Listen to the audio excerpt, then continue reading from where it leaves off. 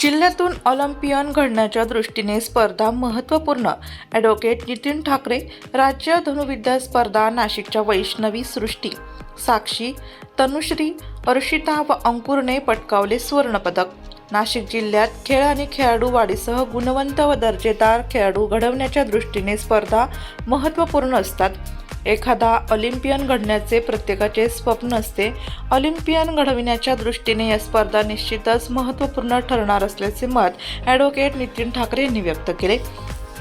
महाराष्ट्र धनुर्विद्या संघटनेच्या व नाशिक जिल्हा धनुर्विद्या संघटनेच्या वतीने घेण्यात आलेल्या 23व्या सब ज्युनियर राज्यस्तरीय धनुर्विद्या स्पर्धेचे बक्षीस वितरण मराठा विद्या प्रसारक समाज संस्थेचे सरचिटणीस ॲडव्होकेट नितीन ठाकरे यांच्या हस्ते करण्यात आले.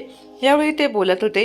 व्यासपीठावर महाराष्ट्र धनुर्विद्या संघटनेचे कोषाध्यक्ष रंगराव साळुंखे, कार्यकारिणी सदस्य अभिजित दळवी, प्रवीण गळदे, स्पर्धा संचालक प्रवीण सावंत, नाशिक जिल्हा धनुर्विद्या संघटनेचे कार्याध्यक्ष सुनील पाटील, सचिव मंगल शिंदे पाटील, भारतीय संघ प्रशिक्षक प्रतीक थेटे, अमर जाधव, कुणाल तावरे, स्वप्नील भुयार आदींसह संघटनेच्या पदाधिकाऱ्यांची प्रमुख उपस्थिती होती.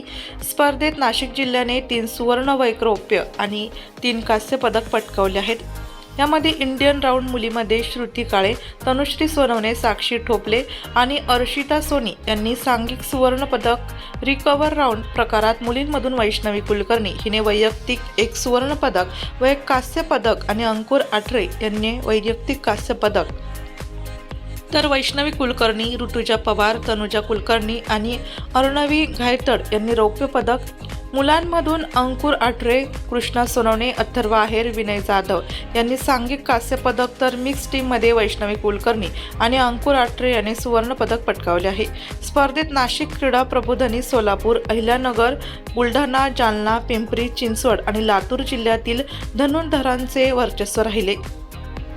स्पर्धा यशस्वीतेसाठी प्रतीक थेटे, ज्ञानेश्वर थेटे, अभिजित थेटे, मोहन कसबे, अक्षय थेटे, सागर महाले यांच्यासह संघटनेचे पदाधिकारी तसेच कोचेसचे खेळाडू, पालक आणि क्रीडाप्रेमींनी परिश्रम घेतले.